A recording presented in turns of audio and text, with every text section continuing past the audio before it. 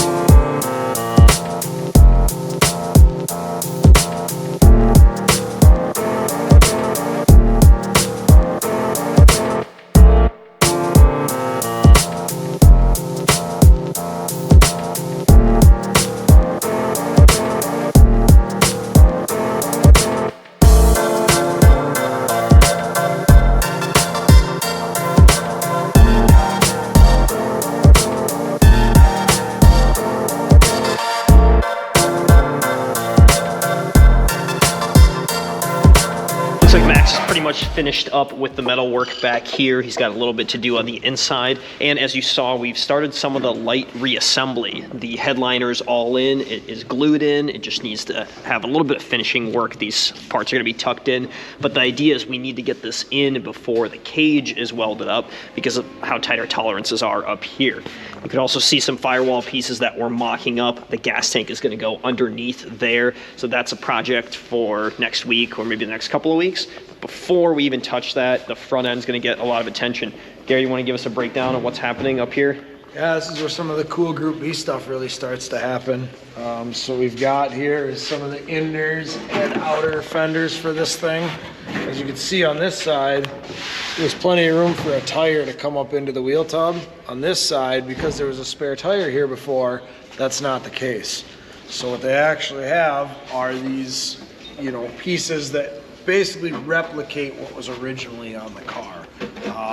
Original pieces are pretty much impossible to find at this point, so what you'll kind of see next is Max will be coming in here.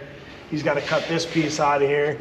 All the top of the wheel tub's got to go and get cut out, and then this piece will actually fit in, tuck in behind the license or the headlight bucket and sit, and then that creates the space for the tire to compress up into it. They got a filler panel that comes with it. Again, this stuff is all from 3S over in France. When it's all said and done, we'll be able to actually hang the new fenders on here. So it kind of gives you an idea of what the exterior is going to start looking like, and really this is a big step forward in reassembling this car. Now that it's back from epoxy and it's all clean and those panels are settled, it's really the rebuild time for it.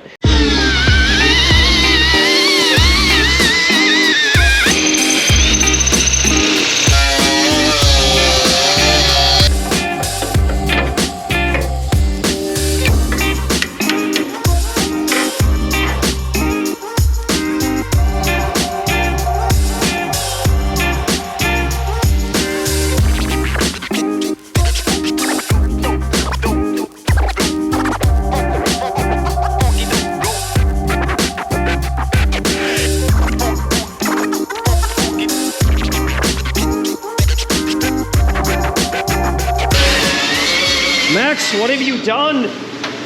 Half of the car is gone. Why? Did you get a little cut happy? Oh yeah. So there's a purpose for ripping this apart, I presume? Oh yeah. Okay. Front comes gonna go. So on the driver's side, we had to cut out the small section to fit in this fiberglass piece, something like that.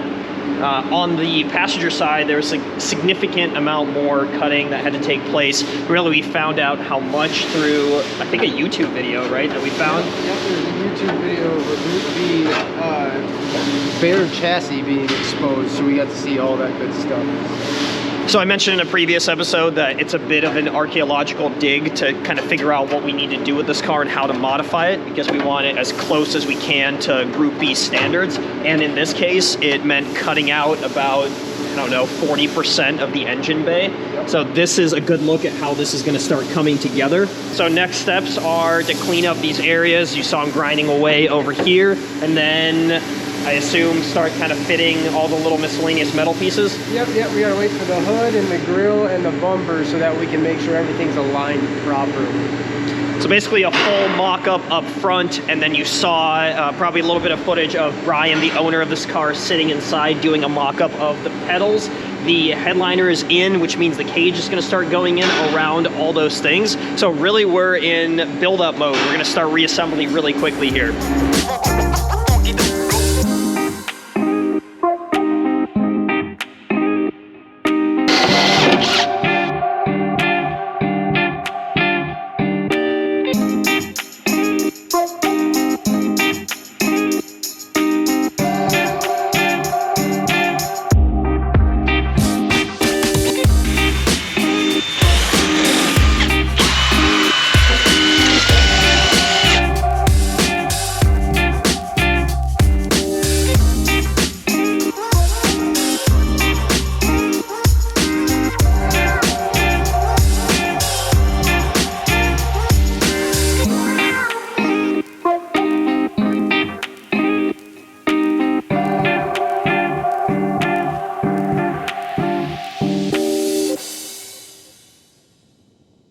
You can see the front end is just about as mocked up as it can be right now. We're waiting on some miscellaneous parts, the hood being the biggest components, but the headlights and some miscellaneous brackets before we can finalize all of the fitment on that stuff.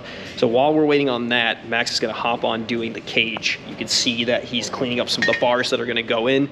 The cage has already been designed and put in there as a mock-up, but we haven't done, obviously, the final welds on it until the car was blasted in an epoxy. So the next episode, we're gonna start off with that. I'm gonna do the whole episode about the cage completion, and that's gonna be a really exciting one because I've seen how it goes in. This is a particularly special cage.